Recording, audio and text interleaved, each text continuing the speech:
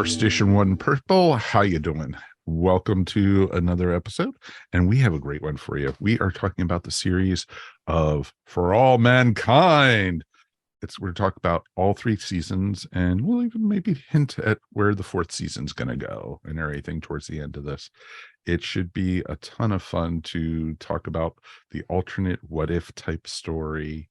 And it's a great premise. If you haven't seen it, it's a show on Apple Plus, and I was like, this is a show I've been waiting for most of my life, because I've been a freak of the space agency and the space race ever since I was a little kid. And if I wasn't a graphic designer, I had already had hopes of maybe doing something with NASA and everything. So this is totally cool to see the behind the scenes, to see all kinds of different views of this, and it's pretty cool. And we got a great crew to talk about it. Of course, Mr. Mike Gordon is here. Howdy. So he's the astronaut from Apollo 13 who said, Houston, we do have a problem. So how are you this week, sir? I am peachy keen as well. And I was late to the party on this one, so I jammed all 3 episodes into the last 4 days. 3 seasons, not 3 episodes. Oh yes, right. Sorry. 30 episodes into 4 days. So sleep is overrated anyway, dude. And and it's high quality stuff, so it's pretty cool. We got a great crew also here to join us. Welcome back to the show, Amy Chandler. Hi, thanks for having me back. Or should we say hi, Bob? Hi, Bob. And we also have Matthew Kresel. Hi, Bob. Hi, Bob. And Gary Mitchell. Hi, Bob. Hi, Bob. So we are ready to talk all about this. We would love to hear from you guys at home. Feedback at Earth Station One is the best way to get in touch with us. And if you're watching on YouTube, please like and subscribe, and click on the little bell also, because we're not coming out twice a week now. So you know what? It's always great for us to be able to talk to you, and you guys find out when we have new videos available, because we're going to keep pumping them out, folks. You never know what's going to be coming from our way.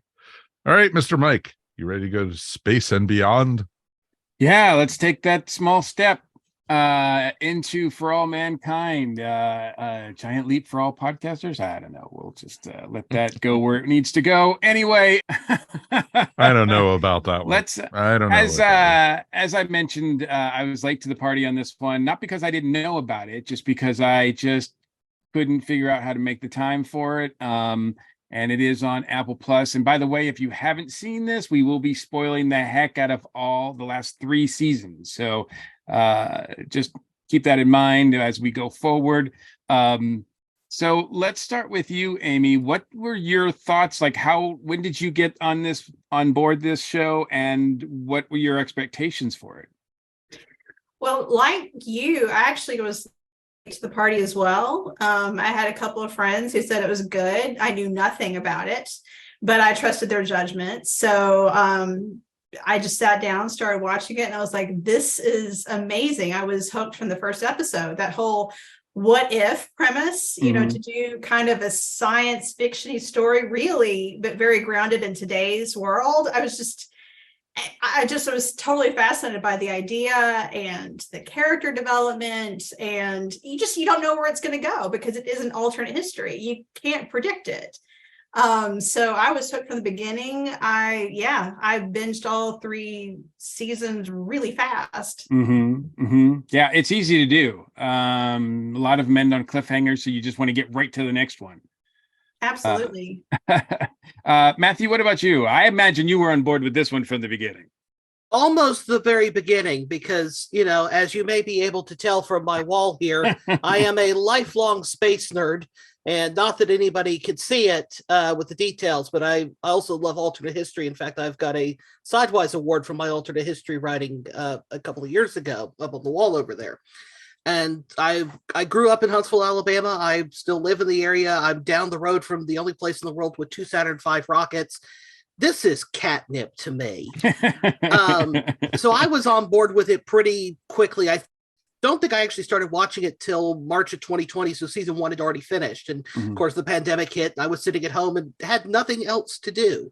And then picked up seasons 2 and 3 as they aired. But absolutely catnip to me. Gary, what about you? I was on board the minute I heard it was coming, and I heard the name Ronald D. Moore. Nice. Yes, absolutely. And the problem was being, I didn't have Apple Plus and trying to find a way to get it. Now I finally was able to find a way to watch them about 2 months before intercept season. some transmissions. Exactly. Russian spies. So about 2 months before season 3 dropped, I binged with Gesso right through seasons 1 and 2, and just like Matthew and Amy and you said, that alternate history, one of the things I love, the space race, something I love, political intrigue, something I love. So I mean, and it doesn't hurt that I'd still watch this even if it was questionable quality, but the fact that it's fantastic just is like, oh, it's gravy. Absolutely. Mike? Well, it's interesting because I come from it a little bit different. I had heard about it, but I didn't have Apple Plus and for the first season. But I was lucky enough to get it during the second season. A friend of mine who works for the military out in San Diego was also a huge fan of it, and he had been raving about it. But he said, caveat, before you watch the show and everything, watch the new version that they did of The Right Stuff on National Geographic, because it's the same format as For All Mankind. It's the same characters, a lot of them, especially with NASA and everything. And it was just interesting to do that. So I went through and I watched the mini, because it's not a movie, it's a mini series that they did. It was more expanded out.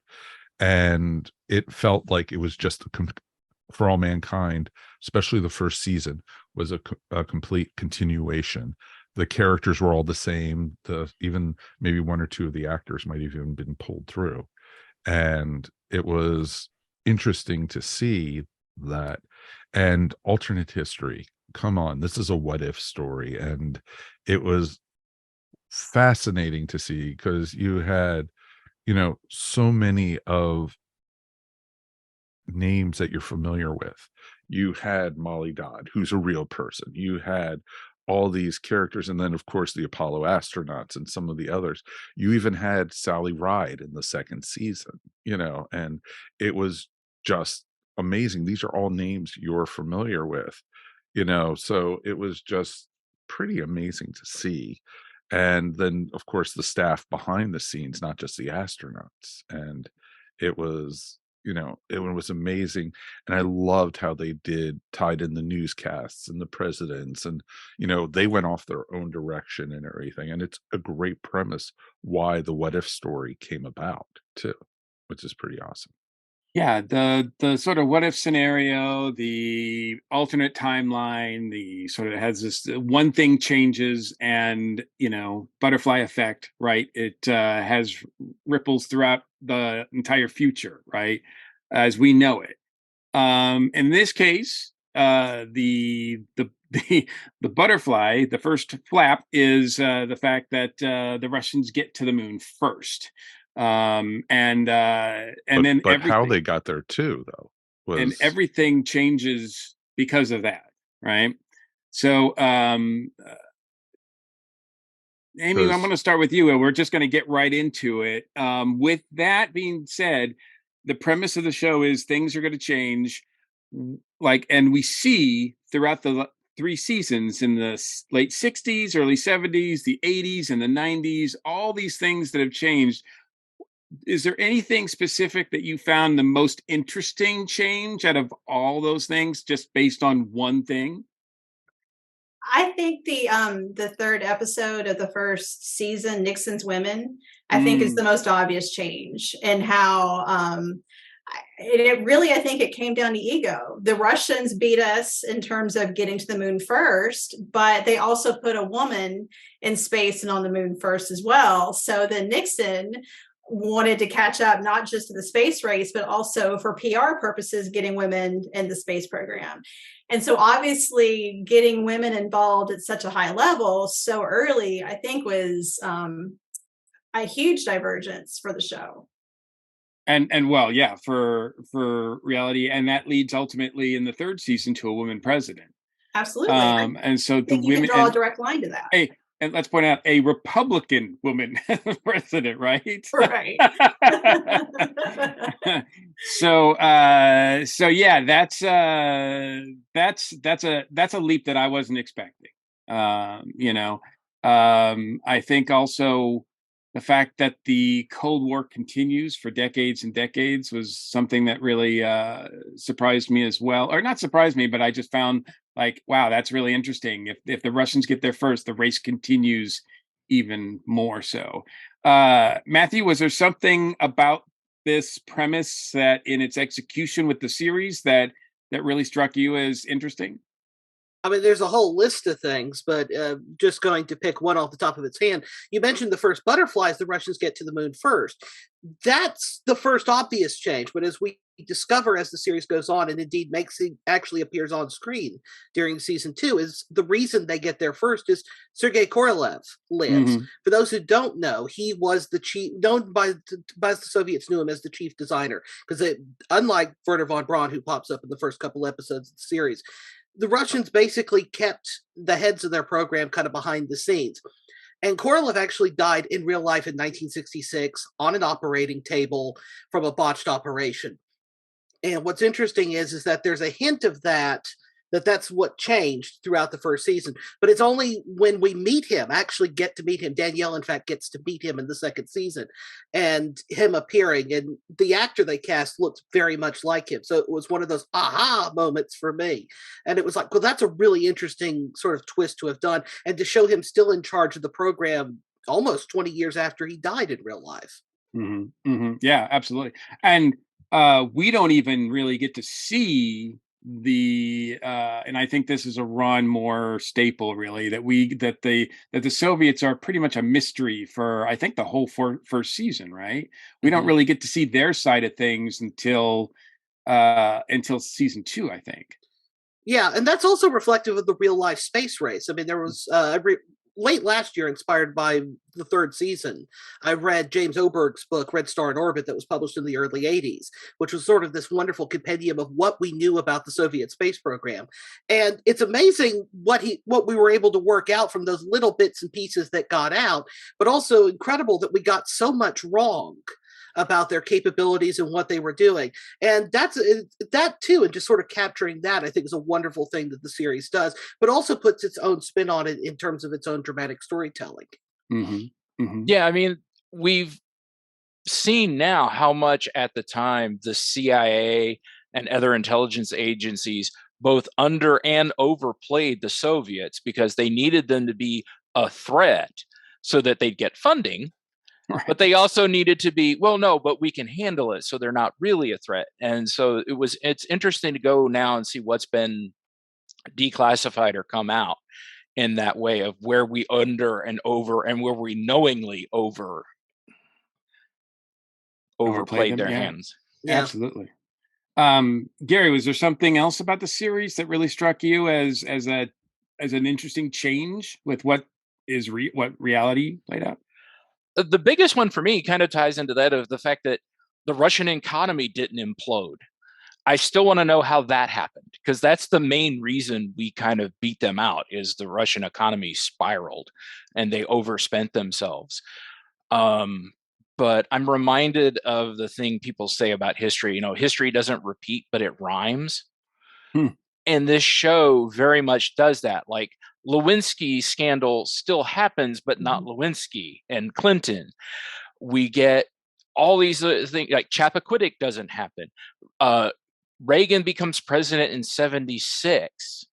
I mean, there are so many, just for me, it's not one big thing. It's all the little things and how they compound each other and become like this snowball effect. It is really interesting how certain things still happen. And certain things don't, that you don't exactly, I mean, they don't explain why, for example, they don't explain why John Lennon doesn't get killed. They don't explain. Right. They Well- don't but yet they take the liberty to say that, okay, well, he in this universe he survives. Mhm. He survives, but the Pope gets assassinated. But the Pope Right. gets assassinated. Yeah. Right. So As does Margaret um, Thatcher. Yes, exactly. the Challenger disaster does not happen in this timeline. No, we prevent it. I don't think Apollo 13 doesn't happen either. Right. I don't No, we just think get I Oh, don't but- think AIDS happens in this timeline. And I'm really curious as to why that doesn't happen. I thought Uh, it did. maybe they're saving that for the next season, but I don't Yeah. know. I mean, it could be. I would imagine that if they're going to if they're going to go up to, certainly current times or whatever, I mean, definitely some sort of pandemic is going to Mhm. hit at some point, because Oh, yeah. this timeline has not been hit by a pandemic yet. No, Of But any also, kind. but also, you have, instead of the Oklahoma City bombing, you have the Houston bombing Right. instead at Right. the end of the yeah, I was third going to bring season. that. Yeah, that one it was like, oh crap, when I made that correlation of what that was. Mm. That was, Mhm. Exactly. and the It- other little implications like the lithium batteries destroying oil jobs, which leads to that. Right. Mike, what is something else about the series, a radical change that happens in our society or the world because of that? Well, it's interesting because, like everyone's saying, the Cold War continues, and the Cold War continues because the space race, continues because we're in constant competition with the Russians all through the first two seasons, coming into it private industry, like a Mm. Bill Gates, Elon Musk type character, and which makes perfect sense for where they're at. And there's so much interesting stuff that you see on this, the development of a space station, of nuclear rockets, nuclear powered rockets, I should say, for, going into space.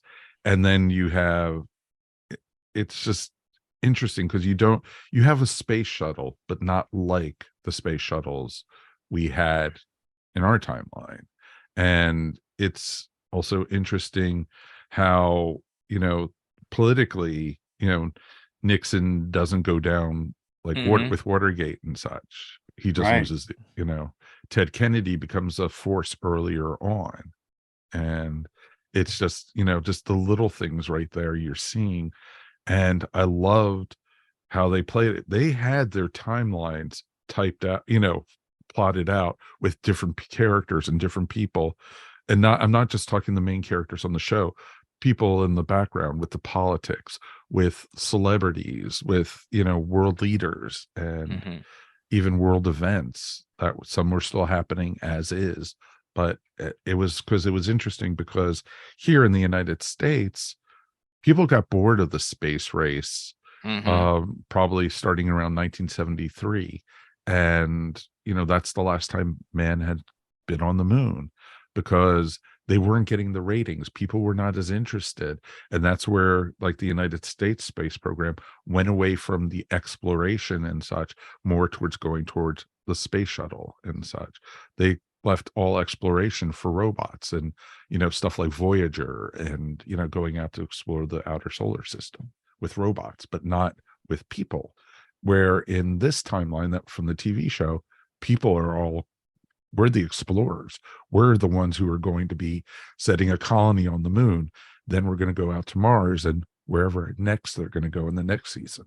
It'll be very interesting to see. If Yeah, we don't blow ourselves up first. Right. Yeah, I think the premise that I find the most interesting is that, if the Russians got there first, then it would be a constant like thorn in our side that we would not give up the space program. We would not give Mhm. up the moon. We would continue. And I think certainly, I'm not sure how old a lot of you guys are, but certainly for Mike and I, who, were around in the early days of moon landings and everything like that. I mean, I think we just thought it was going to be a given that we were going to continue to go to the moon. And then, as Mike's pointed out, we stopped. Mhm. And it's still to this day just shakes my core that I'm like, I can't believe we haven't been to the moon in 50 years. You know, like it's like, why? Like now, granted, you know, I don't think we found anything there of significant note that made us like want to go back a lot. But I think in this, they find something that they're kind of like, well, they find something water. that like they find the water, the water and the lithium. Right. Yeah. The lithium is more important though, I think, right? Because we found the water, right? Well, we found it 30 years after Apollo ended. It wasn't found till the early 90s with the lunar prospectors. So the idea is that because the space race continues, all these things start happening ahead of time. I mean, that's the whole reason we stopped going to the moon is as a former NASA historian said, is that, you know, we set the moon as a goal. We got there, we rang the bell, and everything. The public said it's all over. We're done. Right. Exactly. Right. But if the Soviets get there first, then there's no bell for us to ring. We have to keep going until we can finally ring a bell, which we hope is going to be Mars, right? And because it's really interesting though. Sorry, Gary, but a lot of students these days don't even know that the Soviets never made it to the moon. They thought, a lot of students William's age and such think the Russians made it after us. But we're the only ones who have United States is the only humans that have set foot on the ground. The only other men. Countries, yeah, exactly. No women have set foot on the moon. Not until this next. Not yet. Not yet. It's coming. It's coming. Yeah, it's coming. It's coming. Yeah, absolutely. Well, it's interesting because we had mentioned that, yes, they focus also on women, being in the space program earlier than in reality, but also you also have minorities in the space program sooner than you do in our reality too. Yeah, absolutely. Yeah, and that's one of the things I love about this show, and is that they tackle things like this, because part of it is the part of the reason we stopped going is, like you said, we got there, we rang the bell, we were done. Whereas in this world, it's that competition, and Americans don't like to be second. I don't know if anybody's noticed that. Shocker. America we don't like being second to ourselves. You know what? I'm just so devastated that I wasn't the first one to say that. Yes. America.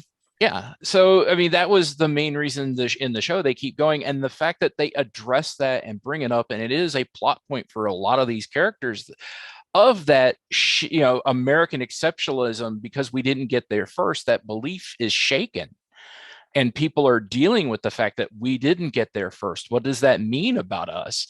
And that pushes some people to take risks they shouldn't take, to do things they shouldn't do. And I like the fact they play with the psychology of that, and they play with the psychology of the minorities, of the women, of LGBTQ rights, that they don't sugarcoat how it was. This is not an idealized, well, gosh, we all got along, we just didn't get to the moon first. It's like, no, there were some misogynistic, homophobic people. Yeah, and still are. As the series continues. I mean, it's not like it goes away. Yeah. Right. I mean, Mike, you mentioned the Right Stuff, the National Geographic Disney Plus version of that. And that's was in the forefront of my mind too, watching this, is that I think it'd be very easy, as much as it's about space and it's about all the dreams of Apollo, as it were, that came to pass.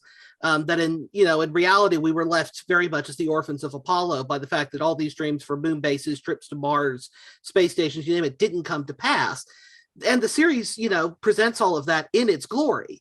It's also willing to acknowledge that the past was a very imperfect place. And I think that that's one of the things that is to the benefit of the show. Now, I have noticed it does irk some critics for the fact that it does that, and the fact that it doesn't present an idealized version of the past. But I think it's much like the Right Stuff. It is that kind of nostalgia tempered with a sense of reality and a sense of, well, what did we not know at the time? And also through the lens of saying, in hindsight, things may not have been the greatest. One of the things I love about the show is things are not perfect either. You have disasters. The not the killing, but the fire on the experimental test material in this third episode with the female astronauts. And then you have, them getting stranded on the moon. And then you also, you have all these different things that happen in real life too. You have the accidents up on with the spaceships, and you have, it's amazing to see that, crap happens, and it's going to happen. And I think when Challenger exploded, I think it took the wind out of the United States, sails, basically. And people have to realize, when we were doing covered wagons to the west coast of the United States, there were accidents and, disasters. When we Titanic, or, or even further back, colonies that disappeared in, when they discovered the New World, and, diseases and stuff like that. It's going to happen. And I love that the show shows that, it's not Star Trek where everything is perfect. Right. And I love that on an individual level, the characters are flawed as well. They're perfectly imperfect too. They're decisions based in fear or ego or anger. And there are consequences to those mistakes. And I love that too. Yeah. Some people do some really stupid things on this show. And I want to say that the performances of these flawed people is like, none of these people are caricatures. I buy all of them. Absolutely. And I really want to commend Joel Kinnaman, because before this show, I thought he was I thought he was okay, but I was not really impressed with him as an actor. Not a Rick Flag fan, are we? Not from the first Suicide Squad movie, no. The second one, though, and with this show, is when I went, holy crap, this guy's good. Give him the right material, and he's really good. His character through the whole, it's in the second season when the daughter says, I'm going to go to Annapolis, and he flies into that rage and then has that breakdown. That is one of the most intense scenes. And also seeing someone in the 70s who never had therapy, and men don't talk, and watching him have that breakdown and the PTSD and all that come out was just, I needed like a break after that episode. I was like, okay, I need to. Well, for them to kill off his son while he was off planet, that was just heartbreigking. Yeah, so, absolutely. You don't kill the kids. And they did. Exactly. They did. Oh, they did. They did. They went there. It's true. They did go there. Yeah, I thought for sure. Yeah, I was surprised by that too. It certainly opens the door for us to talk about the characters. Some of them don't last all through the seasons, but I think there's a solid, and there's no huge names here. There's no like easily recognizable folks, I don't think. There was only, watching this, I think there was only maybe a handful of actors that I was familiar with Chantal Van Statten being the only one that I really knew of any substance. And she, as Karen Baldwin, his wife, is amazing as well. Really sad to see her end at the end of season 3. But Amy, what's another character that has drawn you in to this show? Oh, I loved Molly Cobb.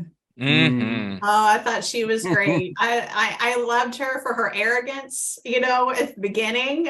She was quite arrogant, just as much as Ed or Gordo or any of those other people, but watching her grow as a person, and then her heroism, and then she loses her eyesight, and then some struggle around that, and of course, when she dies at the end. It's just watching that whole arc and how she grew as a person.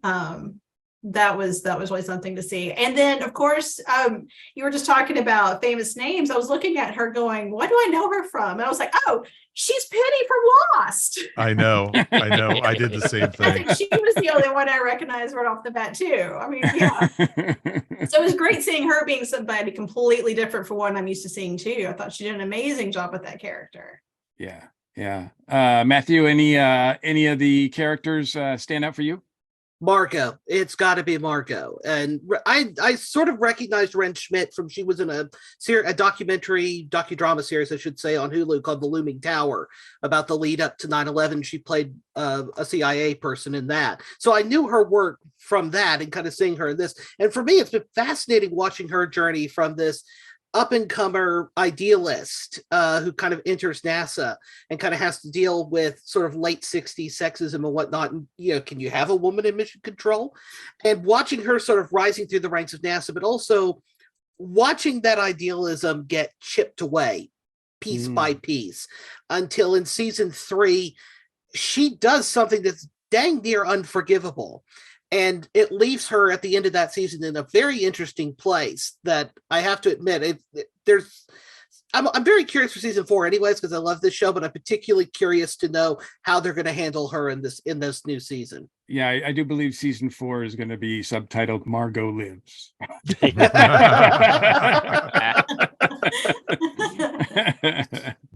But no, she's been amazing too. I mean, there's been only really a few of them that have really held this series together. And of course, every season opens with her, we see her waking up and her going into her office and how her office has changed and how how her routines have changed and everything like that. But she's still Margot. But as you say, there's a lot of things that have been put on her as the years have gone on.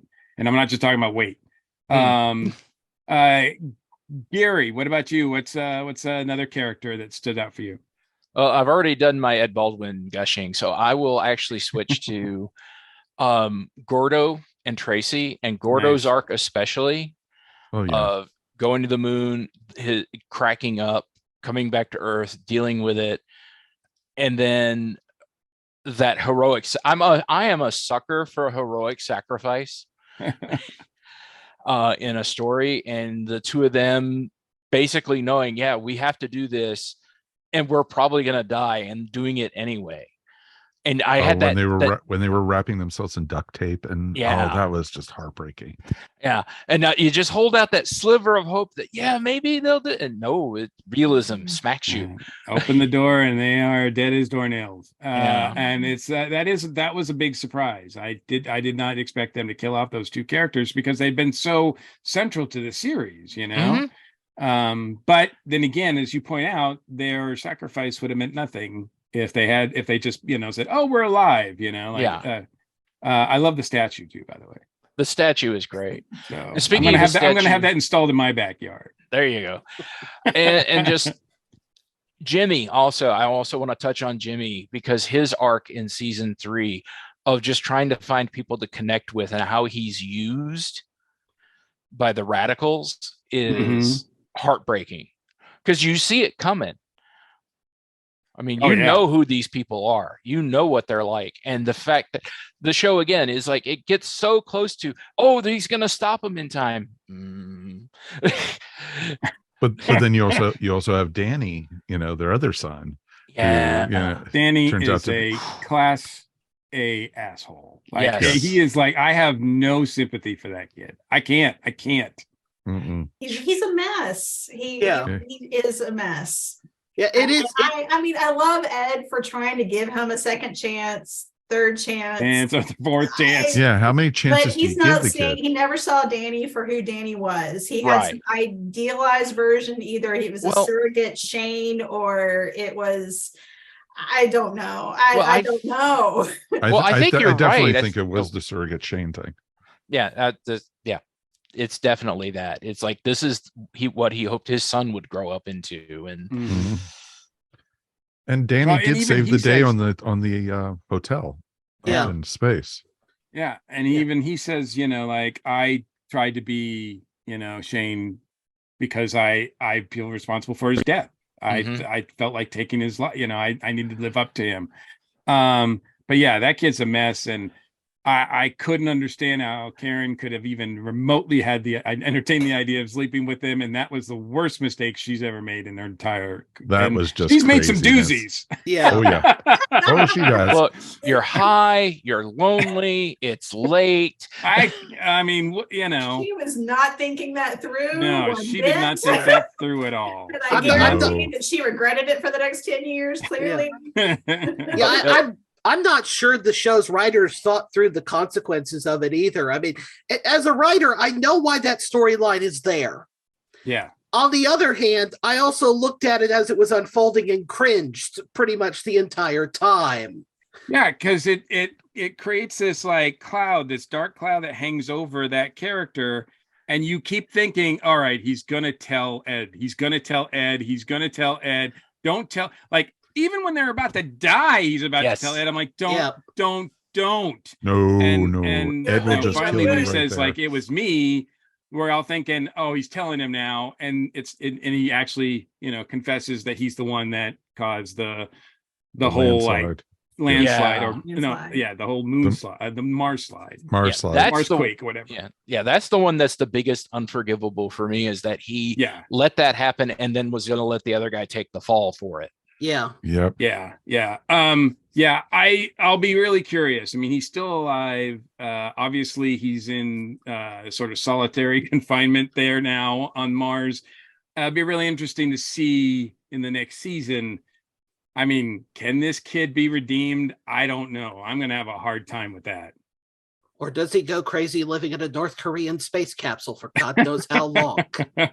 He's never going to get better if Ed keeps trying to rescue him. So, Well. I mean, I know it was his fault. He's a grown man, but he should never have been there in the first place. In the blame next Mhm. series, Ed's Yeah. going to be like 80, right? Like, Yeah.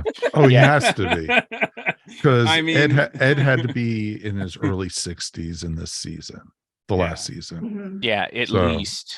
Yeah.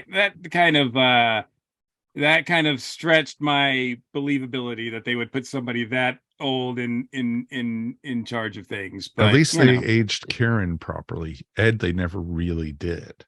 Yeah. Well, Well, I guess they gave him some grace, you know. Yeah. Really? I mean, No, I don't really know that they ever really had faith in Ed. I think he was a hero from the old days. He was a nice Mhm. face. You know, by this point, we're trying to monetize space at a high level. And probably having Ed out there was great for PR, got more investors. Right. The ship practically runs itself, so he's just a figurehead, right? right. Right. And then Dev took control away from Ed while they were Yep. out there. Yeah. So Mhm. he was never in control. So I don't think they ever really had confidence in him as a leader to begin with. He was just supposed to be the pretty face on the poster, basically. Yeah, I Yeah. think any sway that he had was given to him because Karen was there. yeah. And I that mean, that kind of leads to a question I'd like to ask how everybody else feels about this. One of his big story arcs is that in the first season, he's the guy who almost made it to the moon and then chickened out, or however you want to look at it. Went, no, this isn't Well, safe. and NASA back. chickened out. He didn't Yeah. chicken out. Right. Well, he could have he even I says, mean, I could have followed ignored orders. the Ados. Right. He followed Followed orders. orders. Right. Yeah. And then when we get to Mars, the same thing happens. Right. True. And so how do you guys feel about that? Because I was like, that still doesn't quite sit 100% well with me. Ed Baldwin, history's, ultimate second place winner. Yeah. Exactly. Yeah. I mean, that's what he's going to have to live with. But he seems to, I think because he made peace with it from the moon, I think he was able to make that decision even easier for him to move on from that. I don't think it's going to haunt him. I think he's made peace with it already. And But it was still a competition for him to get down to the surface. Sure. Mhm. And you know what? He's not even second now. He's third. Yeah. True. Yeah. He's Although- going backwards. How great was it though that the Russian and the American tumbled to the Mars? That Yeah. was amazing. That was so well shot. It was that was so funny.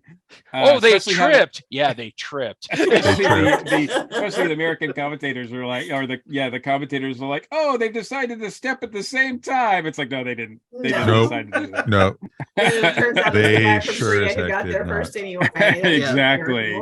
terrible. Mike, what's a character for you that has really stood out in this show? well, it's interesting because Ellen Waverly, we had got to Mm. talk about. Ooh, yeah. You know, she was brought in as, you know, one of the Nixon girls, and her character just grew from there Mhm. and grew and grew and grew. And I loved what they did with bringing her in, and, you know, that she was lesbian right from the very start. And she had to hide it, of course, because of the era and also being in the military. And I loved the scene where she was in space and she decided to tell her To co-pilot. tell Deke. Yeah. Yeah, Deke. And Deke was I like, love don't you Deke. ever. Deke was awesome. Deke Mhm. was well played. The real guy, the real person was a pretty awesome character too. But he was played really well in this series too. Mm-hmm. And it was just very interesting. And then for them to make her president, that she got into politics. And then, you know, and she had the closet marriage, and it was just really, really well done. And I love the Go ahead. conversation she has in the first season with the guy she marries to cover it up. And he says, you've got to get better at hiding this. yeah, Yeah. Yeah. Larry. Larry. Larry. Yeah. Yeah. there. Yeah. And then good old Larry is what almost brought her down as Yeah. the Right. president. Yeah. You Yeah, know, because he my, can't be discreet. No. my only regret about them making her president is that in the 92 election, she runs against Bill Clinton and not John Glenn. Right. Mm, Ooh, that's Oh, That would have man. been awesome. yeah. that would've Because been it feels like interesting. they set that up in the Well- first season, because John Glenn pops up in Deke's office for that one scene in that episode. And it's like, okay, they're gonna bring him back at some point. And nope. Nope. No, she pretty much takes his political position as the astronaut turned politician. Yeah. Yeah. Right. Yeah. Speaking of Larry, all throughout because he's there in the first season and everything, I'm like, man, that guy reminds me of Rob Corddry. Oh, it's his brother. Like, I finally figured Yeah, out of it's his course. brother. Like, I was like, that's why. But I still think of every time I see him, I'm like, oh, it's kind of like Rob Corddry, but not. But he does a great job too. I mean, that's a difficult role, I think, and he Mhm. pulls it off pretty well. Yeah. I also The, want to give Go ahead. Sorry. I also want to give a shout out to James Urbaniak as annoying FBI guy in the first season, because I just love Dr. Venture. And Oh, I yeah. thought he did the officious FBI guy very well. Yeah. Yes, he A did. little too good. Yeah. I'd love to hate that guy. Mhm. But I'm surprised we also haven't talked about now my brain fell out. That's okay. The lady from the immigrant. Oh, Aleda. Oh, Aleda, thank you. Aleda. And I love mean, because you see her in the very first episode yeah. as a little Yeah. girl. And wow, Yeah, she she's- grew a she's- lot too over the seasons too. Yeah. Yes. Yeah, and I thought they made a great transition from her played by one actress in season 1 to a different actress in season 2. I thought that was a nice handoff. Mhm. Not like House of Dragons where they switch like mid-season. You're like, what? Like, it's just so crazy to get over that. I mean, you need like kind of a whole season to be with somebody, I think, and then get replaced. But And I don't get thought- they do time jumps in this, but they do it very well. Oh Yeah. yeah. that's true. Yes, absolutely. And most of the big time jumps happen from season to season. So I think that is really a great way to do it too. Yeah, I think mid-season, I think 3 years is the longest jump they do in Yeah. mid show. Yeah, well, season 1 takes place over the course of like 5 years, whereas the Mhm. other two are kind of like more like 3 or 4, I think. Yes, the second season's entirely in 1983, which I think bogs it down kind of pacing wise at times. Yeah. But in season 3, they kind of found a nice medium between the two, in that it bounces. There's sometimes 6 months to a year between the events and episodes in season 3, so that by the point midway through the season, they can already be on Mars. Whereas I could imagine, if it was season 1 or season 2, getting to Mars would have been the end. Would have been the season finale. Yeah. And instead, it's literally half the story of the season. Yeah, I think, obviously they have to compress things. So, they make it seem like going to the moon takes like an afternoon, when obviously it's going to take a lot longer than that, and to going to Mars even more so. Oh, very much so. So you're kind of like, they do a good job third season, I think, obviously when they show Ed's daughter's pregnancy, developing, you're kind of like, okay, time has passed here. Well, that's why when they found the Korean, I was kind of like, at first I was confused. I'm like, when did he land? And I'm like, how has he stayed there alive for like months and months and months on just like little cans of food? Because superior Korean canned food technology. I guess so, Yeah. man. Yeah. Where there's a will, there's usually a dead body. Yes. TV writers can do what they want. That also makes me think, how many of them did they send up there, and how many of them, are laying in their, their tin cans dead? Yeah, we know there's at least 2, because we see his co-pilot die in the crash. Right. So they sent enough food for 2 people. About that. You mean they're all man? Yeah. Yeah. There's like 500 poor North Koreans floating in space or crashed on Mars. Yeah. I did love the effects they did, though, for this 3 ships in space. Was just awesome. The space disaster. Yeah.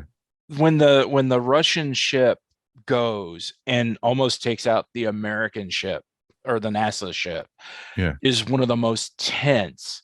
Especially, I feel so bad for the one whose tether is stuck, and they just see the ship rolling toward them, and they're like, yeah, I'm dead. There's nothing I can do. Nothing you can do.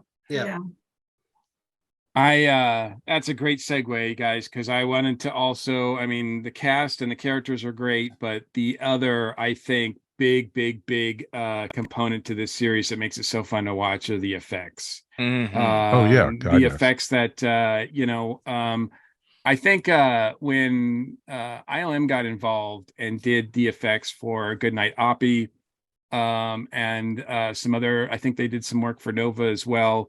They really set the bar as far as like realistic, space exploration type effects. And man, everything feels legit in this show. It doesn't feel fantastic. Maybe the space station stuff a little bit. Of course, it's influenced by 2001, but it would be, right? Like in real life, it would be. But it still strikes me as amazing to see these effects, because they seem like they could be right out of like real footage.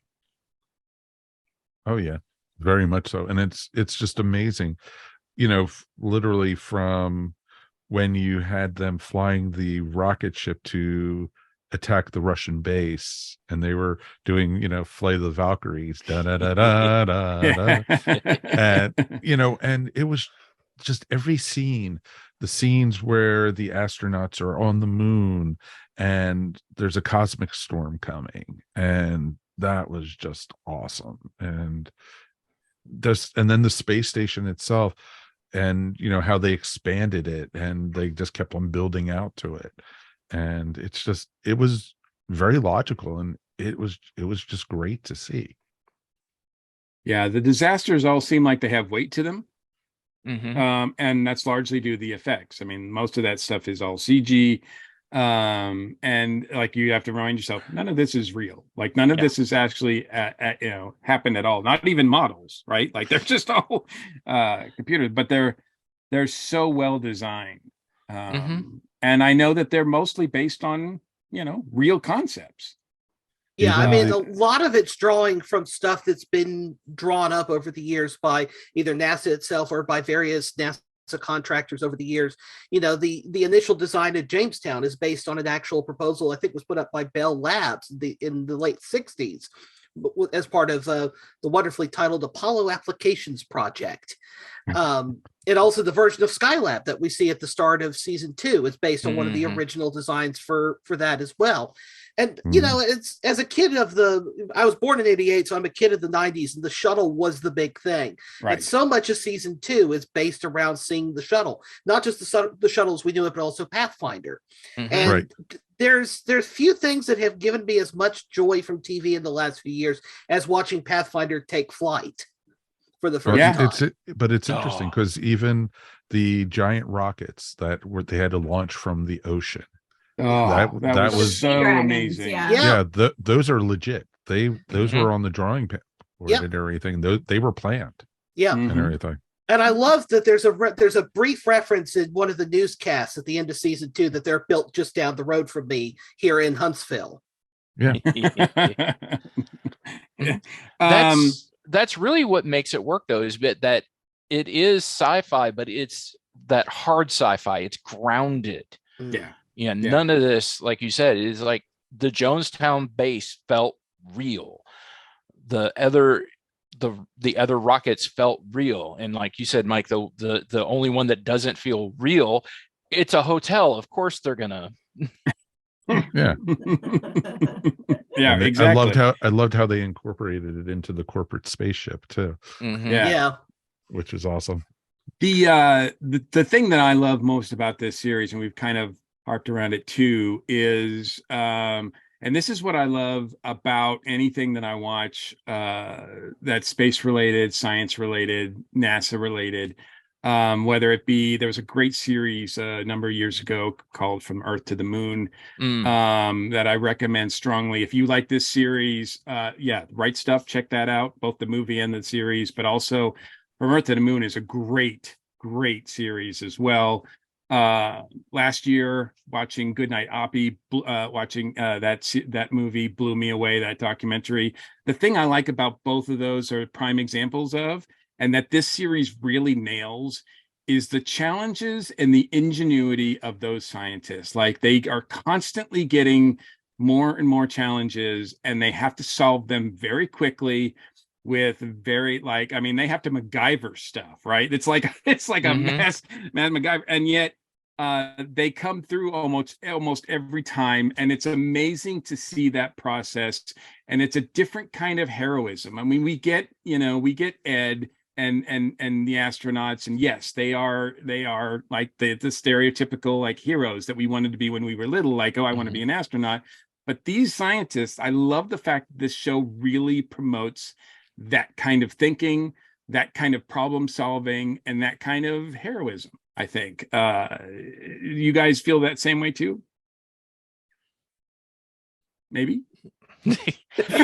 Absolutely. Absolutely, Mike. USA. No, and not just the USA, but I mean, like the fact that they all come together, right? Yeah. Every time they get thrown, and it's a trope that I love, especially because, like you said, this really happens, in Apollo 13 or in this show. Anytime where the engineers all run in with a bunch of crap and go, we have to make this do this, and they find a way to do it, and that's always fascinating stuff. Yeah, I mean, that was the Sands of Aries, which is the episode where they get buried in the landslide, and you get the mosaic of everybody, whether they're in Houston or they're on, the other team on Mars trying to find them, and of course Ed and Danny buried. And it was just kind of that wonderful kind of patchwork mosaic of things. It reminded me a lot of Arthur C. Clarke's A Fall of Moondust, which is the same thing, where there's a disaster. You see not just the people affected by the disaster, but the people trying to rescue them and the people on Earth trying to put it all together. And it's that wonderful kind of sense. I mean, that's sort of that episode alone. It's a fantastic hour of television, but I think that in itself is this kind of wonderful I had the word and then I lost it. But it's a wonderful sort of course on our show. It's okay. Yeah, but it just sort of wonderfully brings together sort of all of these elements that we're talking about. Yeah. Yeah, All right. to Everything quote is Matt just Damon, so- we have to science the out of this. Yes. Yeah, and how everything is so high stakes. Like when I think it was Apollo 24 with Ellen and Deke, and they were running out of fuel and they needed to like burn the engines for a certain amount of seconds, and then they missed it by 30 feet, which doesn't seem like a big deal to us because we don't know, but because of the angle, that was going to send them thousands of kilometers off course. It's just the precision and how there really is no room for error, and these people really do rise to that challenge. So I do love that whole aspirational, inspirational part of it. But these are real people, these are real scientists that are working on all these problems in real life. And how do we get to the moon, and how do we get to Mars? These are real issues. And so I love getting to see that. I don't ever get to see that in my daily life. I don't know about you guys, but it's I'm excited to see that. I'm excited to see the science and math and how it's all coming together. Absolutely. I think one of the most commonly used phrase in the series is, "We've only got one shot at this." Well, All maybe we right. got 1.5. Yeah. I mean, that's the great thing about each of these season finales is that it's crisis on top of crisis on top of crisis. And no Oh, yeah. sooner do you solve one problem than another one's popped up. And it sort of adds to the I want to say the joy of it, but more the edge of your seat sort of tenseness of, and the fact that not every, it's never a perfect ending. Not everybody gets through in One Piece, Right. but it's watching that sort of determination and persistence that it is aspirational in a way, in a way that science fiction, particularly these days, doesn't seem to be. But it's a wonderful, in a way, it's almost a throwback, as is the whole premise of the show, in a way, to another time and a different way of doing storytelling. But I think that they're finding a way of presenting it, finding a way of doing science fiction that's not a dystopia is, something I will always be happy with. And it's one of the things I think this show really excels at. Well, that's Absolutely. why the conclusion of season 2 is so good, because we're at that brink of nuclear war. Yeah. And then we get the handshake, which makes everybody go, okay, maybe we don't have to kill each other. There's a message of hope there that, like you said, is sorely lacking a lot these days. Yeah. A little kumbaya moment, for sure. Real quick, because we're damn out of time, so we only got one shot at this. Amy, we'll start with you. What do you want to see from season 4? I want to know what's going to happen with Margot. Margot and Sergey, are they star-crossed lovers? Was Sergey on the up and up the whole time? Was he always working for the KGB? What is Aleda going to do? Because her mentor has obviously side. What's that going to affect Aleda? So that whole storyline, I'm what happens. Awesome. Matthew? Amy just took the words right out of my mouth. I do what I can. All right. Gary? Yeah, pretty much same thing. I want Aleda in charge of NASA. I want her as flight. And what happened with the fallout from the presidency? What happened? Where are we now? Well, exactly. Mike, Because what do you want to see? well, it's gonna be interesting because the last time you saw Margot, she was all because the show took place in '95, the last season, and Margot was shown in 2003 being in the Soviet Union. So it's going to be interesting, as the series going to be in the early 2000s then. And I'd like to see them setting up Mars bases, or even maybe trying to explore the asteroid belt, or even some of the Jupiter's moons, I think, in this next season. I think that might be ambitious, but I definitely would love to see that for this. Well, season. I hear there's a monolith floating around there somewhere. Yeah. So I've heard that. So, it's possible that they could be shooting for that. Yeah, I don't know where they could, where do they go from here? Like, they've reached Mars. Obviously, they want to build that up. What's next? I think what I'd like to see is some sort of sign of life. Somewhere they find it on Mars or somewhere in space. That's the big discovery, because that's the real big thing. I think that's the next step. Now, we've gone pretty far, but now what about, because they kind of opened that door in the last season. So I want to see that as well. So It's going to be curious, because Ron Morris had come out and said that he had a 5-year plan for this show. So it'll be interesting to see where he goes with it. Yeah, that would take him right up to present.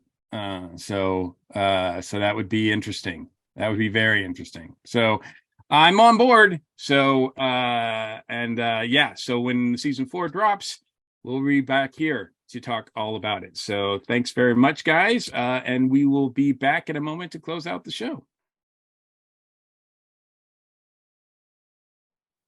Okay, YouTube folks, this is your bonus section now. All righty. We got a lot of, alternate history that we saw, and it was interesting. We talked about it. What alternate history didn't they show that you would have liked to see? Would you have wanted to see, because you even got to see, they announced that the Beatles got reunited in the early 90s because John Lennon was still alive. And, so there's plenty, there's a lot of history here, about what they could have done and what they did do. So, Amy looked really shocked with that question. I'm going to let her go first. I love that question. I love that question so much. I'm going to think about it. Come back to me. Yeah. Okay. Mr. Gordon, what about you? I don't know. One thing I do feel like in this is that we don't really hear, just like the Soviets in season 1, we don't really hear much except for we don't really get the side of, I know this sounds political, but with the Democratic Party. And I'd kind of like to get that sort of point of view at some point in this series. Because they've made the Republican Party out to be there's a gay president in the Republican Party. It's that's what? That's just so weird. Now, what does that? She was closeted though, too. It's true. But now she's out. So what does that do? What is that? How does that change things? And I also feel like next season, is it next season? Yeah, probably next season. What do they do about 9/11? Yeah. Well, it's going to depend on who's president. Yeah. Well, exactly. they have already established, and one of the things we should talk about, we mentioned that John Lennon and how did he survive. If you go under the extras for the series, there are these little 2-minute news clips that they do. Oh, wow. One for each year of the time jumps. And there is one specifically about Lennon where they explain that these surgical techniques and stuff that they've pioneered because of the space program have allowed them to go in and remove the bullets and whatnot to actually save his life.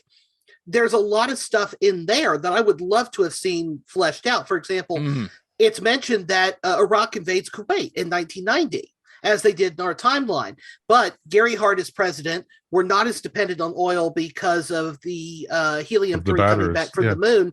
So the Gulf War doesn't happen the way it does here, which means that Osama bin Laden doesn't get that kind of inspiration to go form Al-Qaeda. So 9/11 may not happen in this timeline. But having said that, the sort of right-wing militia movement of the 90s came out of that same conflict too. Timothy McVeigh was a Gulf War veteran, but we saw a version of that happen, the version of Oklahoma City happen in Houston if it's not 9/11, what does happen? It'll be something similar. But and does it even happen in America? Does 9/11 happen to Russia? Yeah. Possible. It's possible. I wouldn't put anything past what does China do with all this? How did the rise of China that we've had? And Bill Clinton, when he ran for president in 92, he was really young. So there's still, in this timeline would still be a lot of political life left in him. Does he become president later? What does an older Bill Clinton look like as president? Or maybe not Bill, maybe it is Hillary this time. That does get to be super, super interesting. I don't think 9/11 would happen the same way. Yeah. I think because of everything else, the way things play out, I think something similar would happen. There is a lot of unrest about the new H3 fuel that they're creating on the moon. Yeah. And so there's oil and coal is going away in America, like in our timeline. But so I do think that there's going to be unrest. The people that Jimmy got involved with are kind of like the truthers to some degree. They thought this whole thing with Gordo and Tracy was a lie. So that undercurrent, that mistrust of government is still very much there. I just think it's going to play out in a completely different way. Yeah, exactly. Now I get it. It's not going to be their 9/11 is going to happen in space. Oh. That's what's going to happen. They'll fly a Michael spaceship. Gordon. They'll fly a spaceship into Jamestown. I or mean, something. how do you Yeah. miss? I mean, the special effect team that's what their dream is like, right? That's what they want to do. Like they do something like that. I think. Well, Yeah. exactly. And you probably won't have HW as president in 2001. Mhm. You'll have you could actually even have a President Gore. You don't know. Or Yeah. I mean, we somebody had Gary else. Hart as president for that matter, who was never president in our timeline. I mean, he ran twice. Mhm. So, But anything's up for grabs. But Gary Hart got taken down by a scandal, which didn't happen in this universe. Right. Same thing as the So- whole reason Teddy became president is he didn't go to Chappaquiddick. Yeah. Yeah. Exactly. Um, But then yeah, Jimmy it's- Carter didn't become president. Reagan Yeah. became president in 76. Right. Yeah, and that's the other thing is like this really we touched on it briefly, but a lot of this the Republican Party ended up because of Nixon being the ones who picked up the mantle of going to space, being the science people, being the pushing forward. Yeah, like Michael said, we kind of need to see how did the Democrats change because the Republicans changed. They didn't, not to their core, but there are some key differences. Yeah. And how do those key differences fit on the other side? Yeah. Right. And the other And thing that drives is I want to see more about the technology advances because so much tech was pushed by the space race and we stopped. Yet in this show, we see because we kept going, we had the video phones, we had the laptops, Yep. Yeah. iPods. so much earlier. You had iPods much earlier too. Mm-hmm. And Yeah. it was, In real life, we had Walkmans. They had iPods. Yeah. yeah. Well, Just no, it's private very true. Although the industry Korean was being still using involved. that old tape deck, so it wasn't Yeah. everywhere in the world. Well, he is from North Korea. Yeah, exactly. No, it was anything interesting. you want to see, Mike? Oh, there's tons. There's tons that I would want to see. You don't hear about a lot of the other countries that Mhm. had conflicts during that time, and it's interesting because also though one of the things you got through the show, NASA was self-sufficient. The government wasn't giving money to NASA. NASA was Mm-hmm. basically selling their tech to fund their space flights and everything, and they were quite good at it. And then this last season the government was trying to get control of NASA again. They wanted I that wonder money. Because they that's wanted gonna the be- money. Yeah. Yeah. Exactly. And Which what's is going to so happen with that? short-sighted. NASA's making so much money, they want to just take that money and then just deplete that bank. Like it's just like they don't want to replace it with anything. It's just gonna. That's That's typical. That's typical Ale government. as Though. old as time. I was know. going to say Social Security in our timeline. I know. Yeah, I know. So it's going to be very interesting to see, but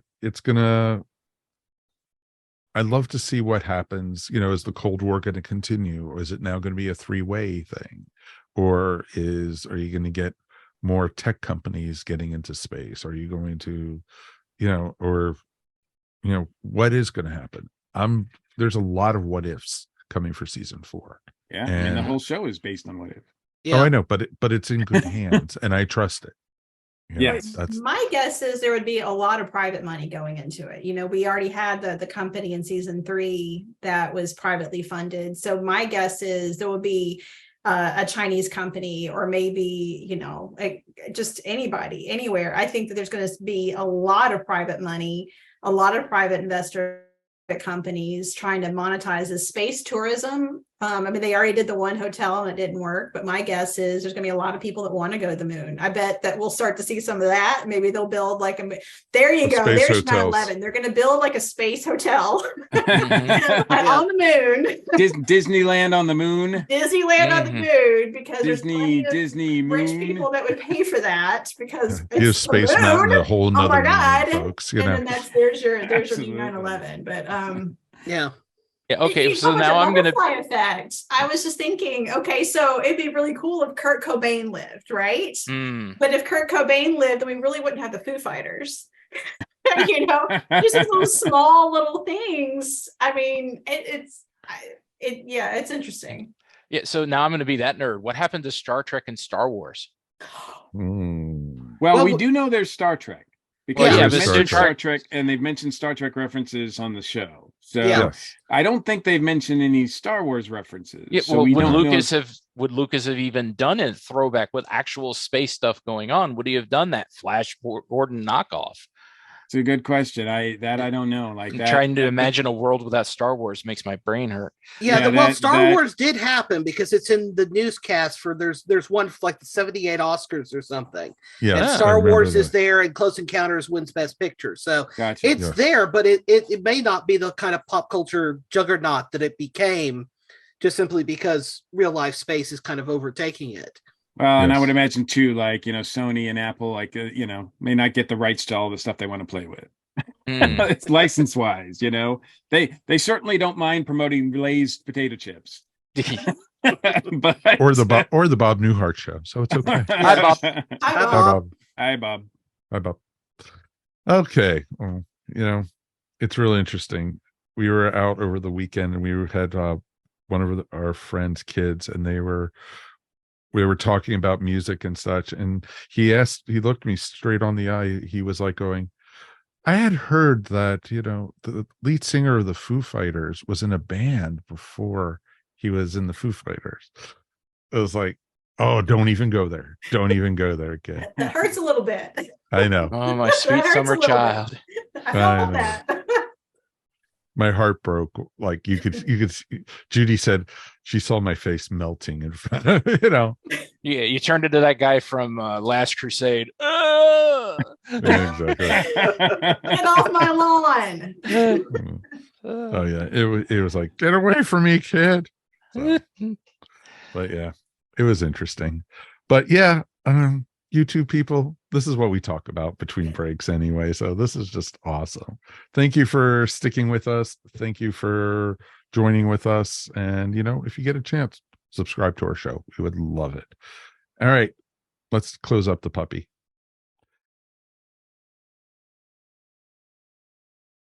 So that's going to wrap up another episode of the Earth Station One podcast. I want to thank our crew for being here. Matthew, thank you so much, sir. You made us a cat video tonight. It's awesome. Yes, thank you for having the unscheduled 6 hosts on the show a couple of times. Oh, it was awesome. Anything you want to promote or shout out about?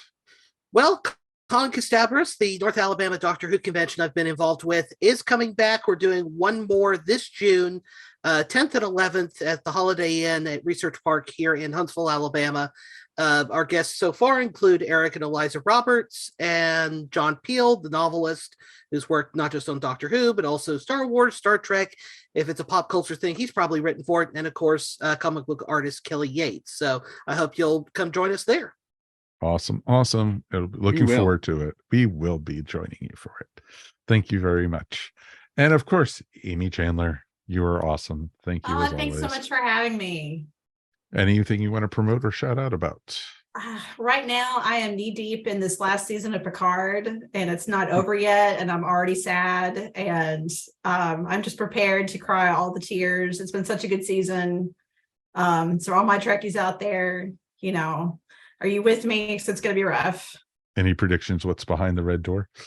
I have no idea. It's not good, though. No, really? It's not good. We got 2 more episodes, but well, actually, by the time this goes live, we'll only have 1 because we'll be out on Thursday. So Right. awesome. And Mr. Gary Mitchell, last but never least, my friend. Oh, thank you. Well, I would be remiss if I did not promote the American Sci-Fi Classics track at Dragon Con, Ah! where, of course, the ESO Network will be. You guys have got ideas, right? For Okay. panels. Okay. I mean, We'll talk. that's a given. Yes. And I also want to promote my horror podcast, a Podcask of Amontillado, which has been a lot of fun. Episode 21 will have dropped by the time this airs, where we're examining episodes 7 and 8 of the Friday the 13th series. Nice. So if you like all things dark and dreary and dreadful and a good wine, come down to the catacombs. Nice. We'll have a link to it up on our show notes, of course. And Mr. Mike and Gordon, we have made it through another one, my friend. We have, and as always, it's my pleasure. Anything you want to shout out about, sir? I do. I'm gonna sort of piggyback on Gary, if he doesn't mind. It is official. I will be at DragonCon in a guest capacity again this year. I am extremely honored, very grateful for that opportunity. This will be my 30th consecutive DragonCon.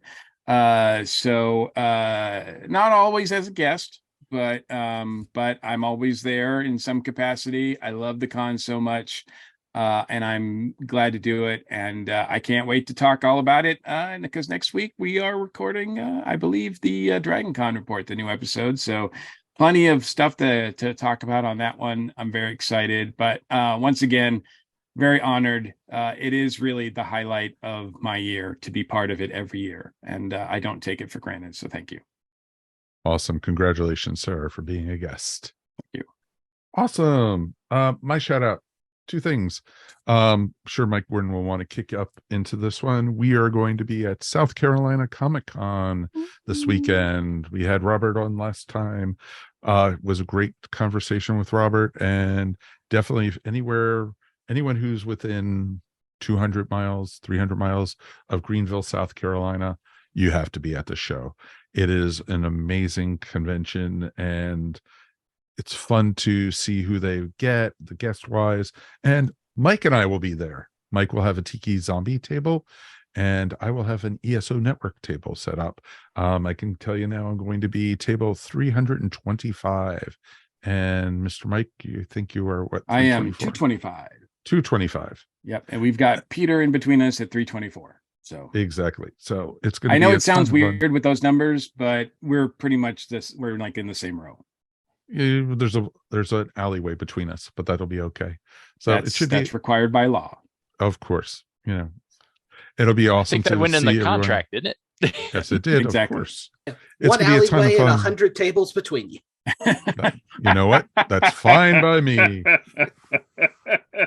But it's going to be a ton of fun to see everybody. South Carolina is one of my favorite cons every year.